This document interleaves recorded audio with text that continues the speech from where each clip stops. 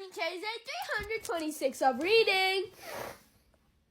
Today we're reading Harry Potter and the Goblet of Fire. Let's get started. We are currently on page 649. 7. I'm waiting for page 667, guys. I'm waiting. Forgiveness? I do not forgive. I do not forget. 13 long years. I want 13 years repayment before I forgive you. Wormtail here has paid some of his debt already. Have you not? And Wormtail? He looked down at Wormtail, who continued to sob.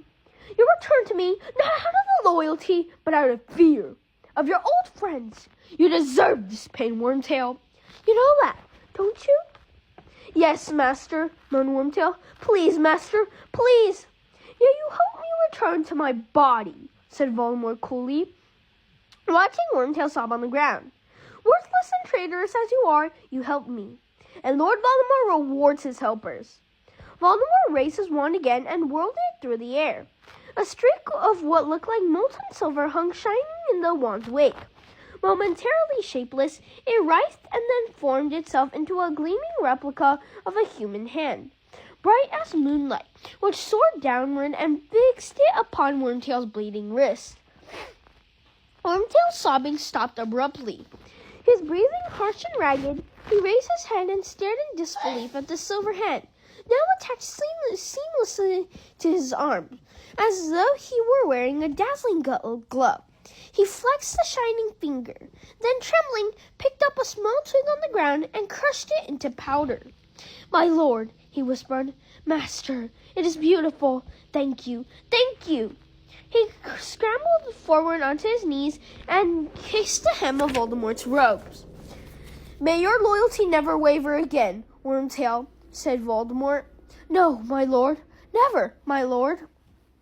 Wormtail stood up and took his place in the circle, staring at his powerful new hand, his face still shining with tears. Voldemort now approached the man on Wormtail's right. Lucius, my slippery friend, he whispered, halting before him. I am told that you have not renounced the old ways, though to the world you present a respectable face. You are still ready to take the lead in a spot of Muggle torture, I believe? Yet you never tried to find me, Lucius. Your exploits as the Quidditch World Cup were fun, I dare say. But might not your energies have been better directed toward finding and aiding your master?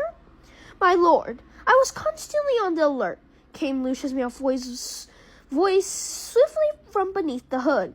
Had there been any sign from you, any whisper of your whereabouts, I would have been on your side immediately. Nothing could have prevented me. And yet you ran away from my mark when a faithful Death Eater sent it into the sky last summer, said Voldemort lazily. And Mr. Malfoy stopped talking abruptly. Yes, I know all about that, Lucius. You have disappointed me. I expect more faithful service in the future. Of course, my lord, of course. You are merciful, thank you.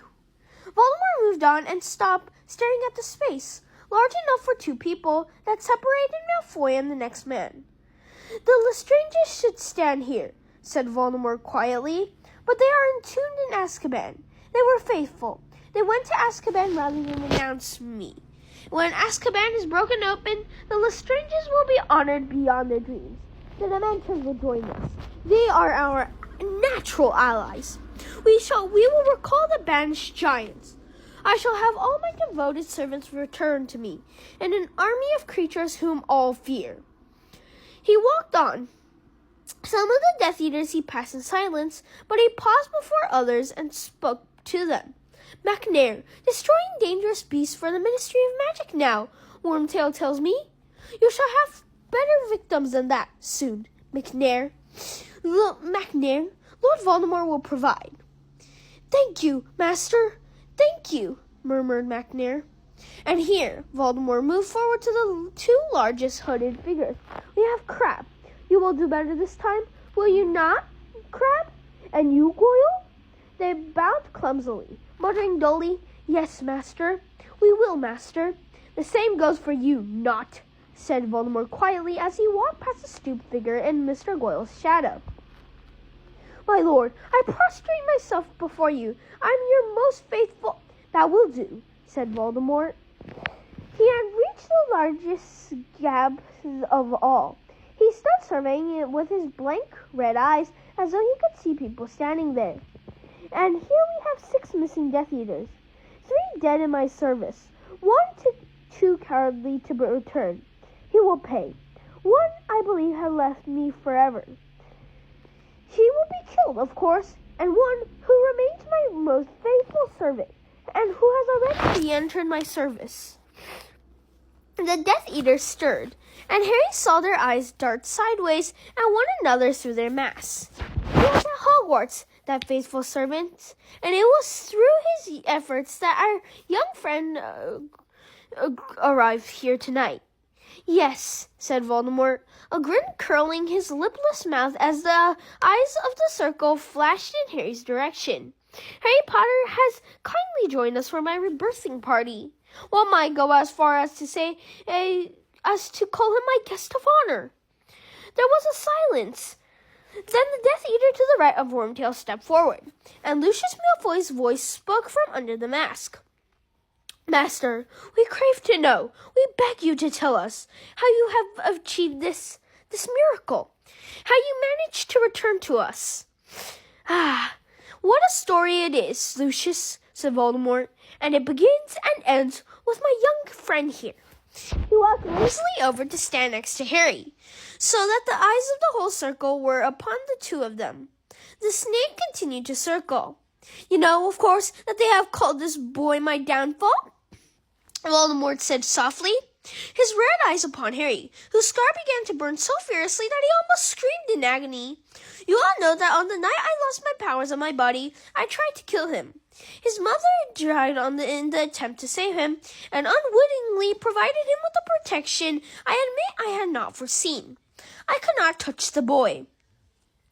Voldemort raised one of his long white fingers and put it very close to Harry's cheek. His mother left upon him the traces of her sacrifice. This is old magic. I should have remembered it. I was foolish to overlook it, but no matter. I can touch him now. That sounded so sus. Harry felt the cold tip of the long white finger touch him, and thought his head would burst with pain. Voldemort laughed softly in his ears, then took the finger away and continued addressing the Death Eaters. I miscalculated, my friends, I admit it. My curse was deflected by the woman's foolish sacrifice, and it rebounded upon myself. Ah, pain beyond pain, my friends. Nothing could have prepared me for it. I was ripped from my body. I was less than a spirit, less than the meanest ghost, but still I was alive.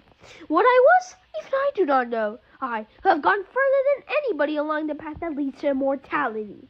You know my goal, to conquer death. And now I was tested, and it appeared that one or more of my experiments have worked, for I had not been killed, though the curse should have done it. Nevertheless, I was as powerless as the weakest creature alive, and without the means to help myself, for I had no body, and every spell that might have helped me required the use of a wand. I remember only forcing myself, sleeplessly, endlessly, second by second, to exist. I settled in a faraway place, in a forest, and I waited. Surely one of my faithful Death Eaters would try and find me, or one of them would come and perform the magic I could not, to restore me to a body. But I waited in vain. The shiver ran once more around the circle of listening Death Eaters. Voldemort let the silence spiral horribly before continuing. Only one power remained to me. I could possess the bodies of others, but I dared not to go where other humans were plentiful. For I knew the R's were still abroad and searching for me.